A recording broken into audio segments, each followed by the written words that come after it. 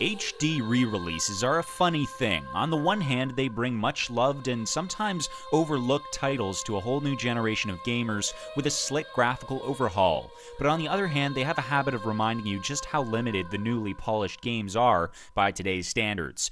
Packaging together Zone of the Enders and its sequel, The Second Runner, the Zone of the Enders HD collection walks the line between both of these categories. We have shot down the enemy. We will see.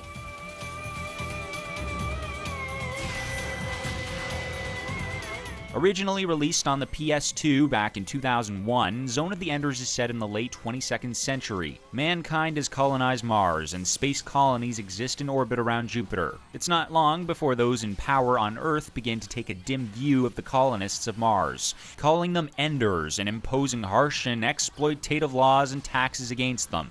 Eventually, different groups begin to rise up in opposition, the most well-known and violent of these being Ba-Ram, the game's main antagonists. The main character in all this is a young boy named Leo Stenbuck, who gets caught up in the conflict when Ba-Ram attacks his home colony, Antilia. While the game still looks pretty good for a title that was released over a decade ago, Zone of the Enders' playing style has aged.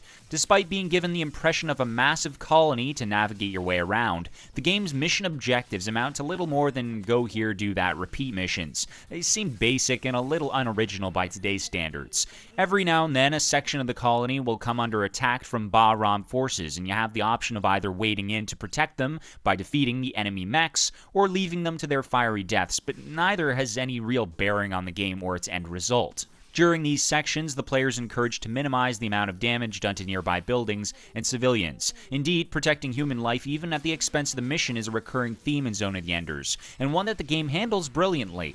ADA, the AI built into Jehudi, frequently chastises Leo for prioritizing saving innocent civilians instead of following mission objectives, but eventually comes to admire and respect his compassionate nature. Her growth and development and attachment to Leo is handled in a touching and superbly written manner that forms the core of the game's emotional heart. The combat is as fun as ever. Most of the time, the game pits you against a variety of enemy mechs that are weaker than Jehudi but still able to put up a pretty good fight.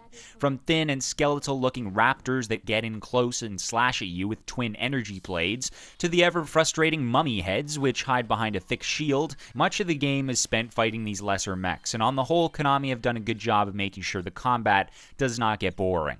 The fights are all a bit formulaic and never really differ from one another that much, with each one requiring you to avoid enemy attacks, wait for the moment, strike, and repeat until the enemy mech stops functioning. By far the biggest complaint about the game, both now and at the time of its original release, is its runtime.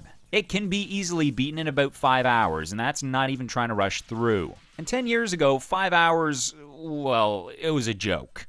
As an HD upgrade, the game fails spectacularly. The best that can be said about it is that the graphics really don't look much different. The Second Runner suffers from no such complications. The game is vastly superior to its predecessor in every way, and this conversion isn't afflicted by the slowdown or dodgy dubbing that plagues the first game.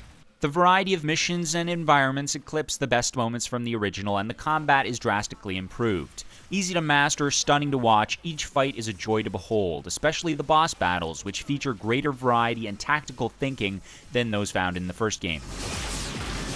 Raptor destroyed.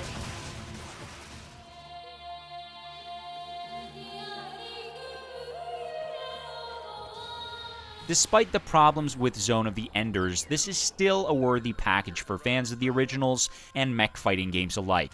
The Second Runner is worth the asking price alone, and if you can show a little patience with its predecessor, the series will reward you with a rounded story and entertaining gameplay. Just keep in mind, the fun will end before you know it.